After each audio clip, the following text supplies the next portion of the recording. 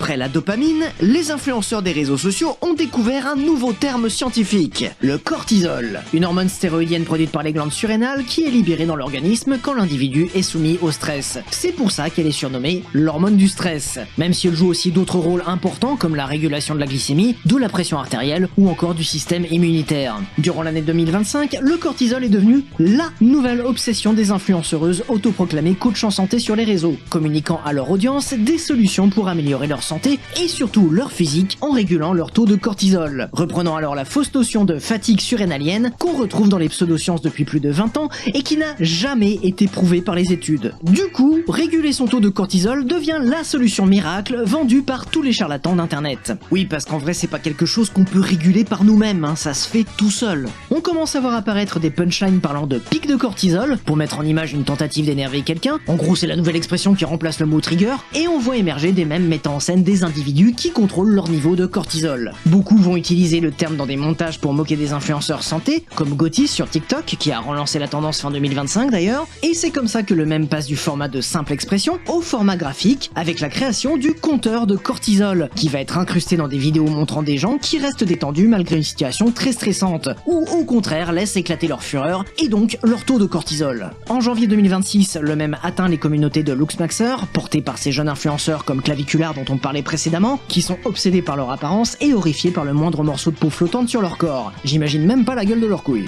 Et la popularité du mème explose lorsqu'il en rencontre un autre bien plus cringe, mettant en scène une vidéo générée par IA montrant Logan Paul qui pose en uniforme SS avec en fond la chanson Feel So Close de Calvin Harris. Le compteur de cortisol a un potentiel mémétique plutôt élevé. Il est universel, simple, efficace et peut être utilisé au premier comme au second degré dans tout un tas de situations. Mais sinon, en cas de soucis de santé, mieux vaut faire confiance à un vrai médecin plutôt qu'à un influenceur.